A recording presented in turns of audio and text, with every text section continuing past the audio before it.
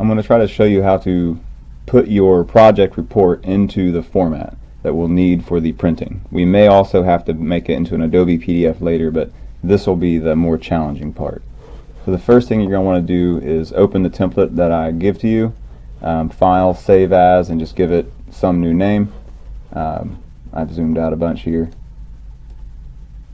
So you're going to open it, File, Save As, so you just have a new version of it. And then the next thing you probably want to do is just delete all of the stuff that's in it so we can start copying and pasting our report into it. So this is my 8x8 report with the margins we want. It's got a font right now, but you can change the font. You can read the report or the template and it'll tell you different fonts and spacings and sizes. But for now I'm going to take this report, which was an actual report, and all I did was redact everything so we can't read it. Ooh. And you can see it's only 4 pages, barely 4 pages, so it's got lots of large figures.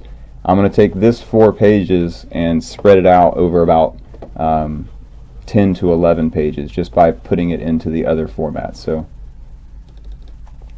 and there's a few things with this. If you read the template, it'll also tell you whenever you're doing like bullet point lists, it's fine if it's single space. So this is going to come over in single space. I'm not going to capture the title that the original student had. I'm just going to use my title page, which is available already. So you just go ahead and put your name in there.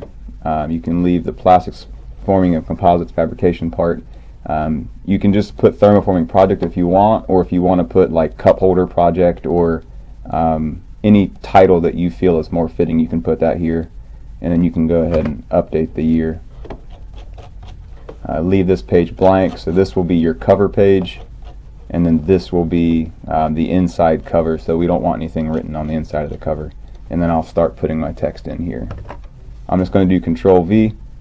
I'm going to make my heading match the heading in here, and then when I paste it this way, it's going to automatically format it into Century Gothic size 12.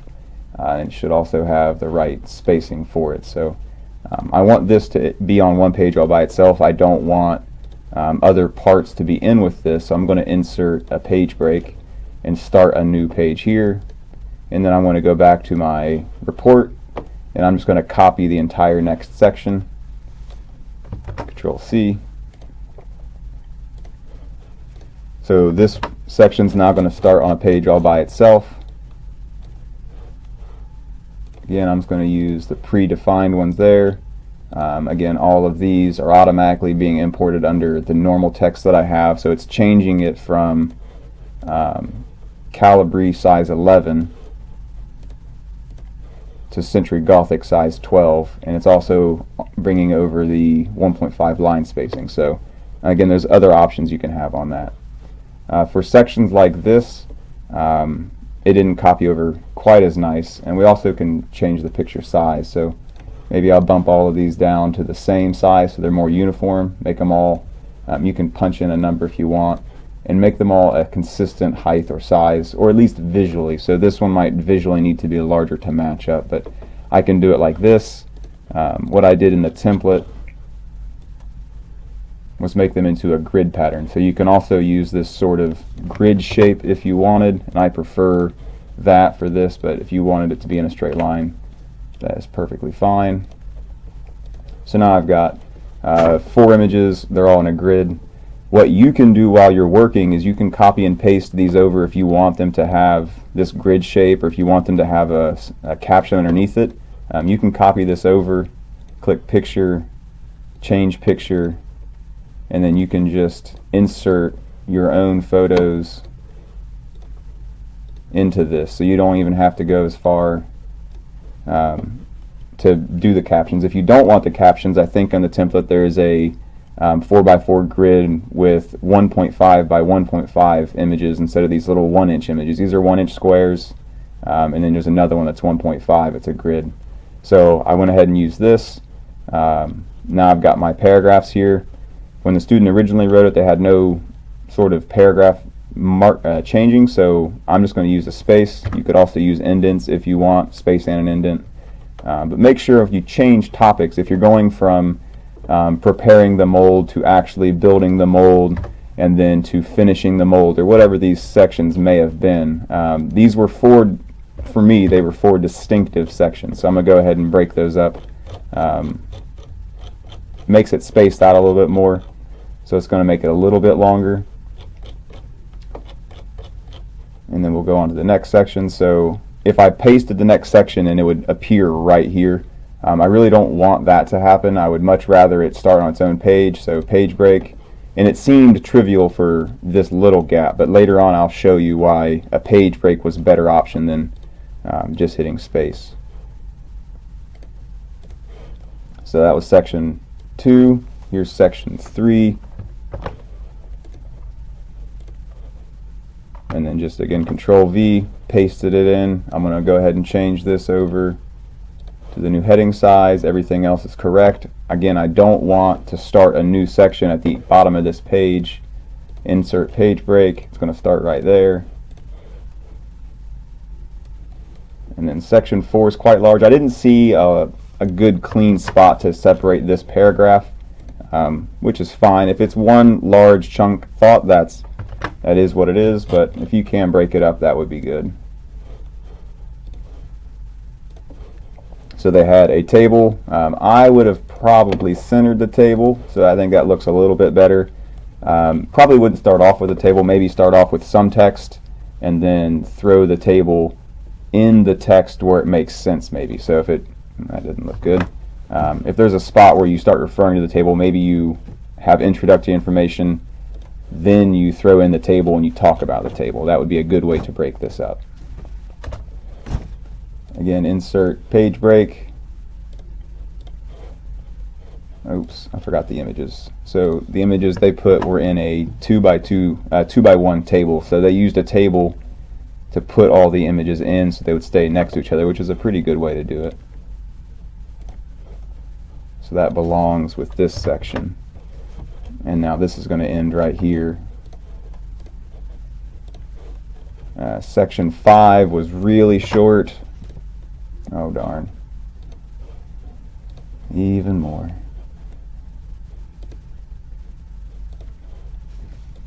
So section 5 was small enough that I'm okay with starting a new section directly after it.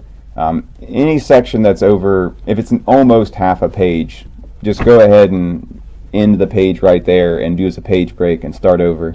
But since this section was so short, I think it's okay that we just copy the last section, which should be section 6, and we go ahead and drop it in here. So section 6 and section 5 are both on one page, but I'm okay with that. So it's another heading, and again, you don't even have to click there, you can just click that. So the report went from 4 pages to now it's 12 pages, but I don't really like how this ends with 3 lines on a page. That looks really strange. So what we can do, I'll kind of zoom in so you can see a few pages here at a time. An easy fix here would be maybe to put this tight with the text, and then I can have the text right next to the image. This looks much better than it did before. We don't want that other page there. So this is a good way to do it. If you use my template and you decide you can change the font, there's 4 fonts that I'm telling you you're allowed to use. This one is probably the longest, so it'll make the sentence the longest. So if I click this button here, we can hit Control Z. Oh, modify. I'm going to change this to that font type.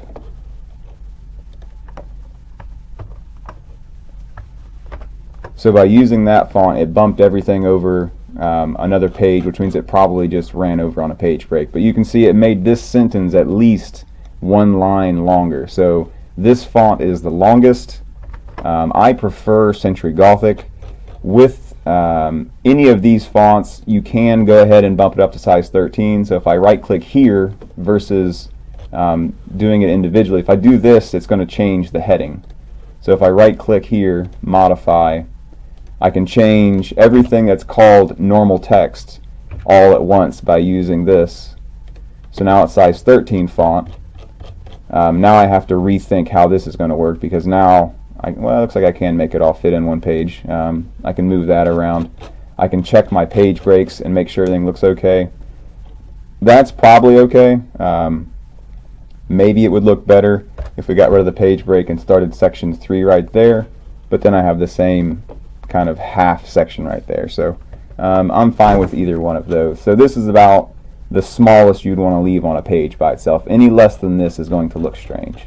But you can see that didn't look good, so we'll get rid of that page break.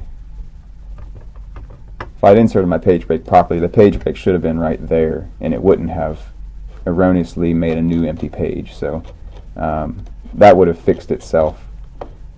But the page breaks are good if you add more content, if you keep adding text, and you do this over and over. It'll keep the sections kind of separate and broke apart real nice. And then if you don't want them, you can just go ahead and delete them. To view the page breaks, you want to use the paragraph icon.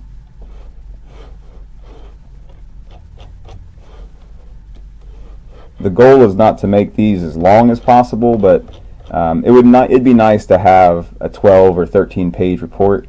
It is in a smaller format. You don't want to make everything way oversized. So if we do double spacing with Century Gothic, it doesn't look as good if you have the text where you could see it. With this text in Arial, double space looks okay. It's still not ideal. So 1.5 spacing is probably best, but if you think with what you have written, double space looks fine, you can use double space. But I would prefer size 12 to size 13 with 1.5 space. If you do size 12 font, maybe you could double space it with this one or Arial, but some of the fonts just don't look as good. You need to print it off and proof it and look at it. If it doesn't look right, don't print it, because we don't want people to see a report that looks bad. The last thing we can do is justify all of our text, and that typically looks better.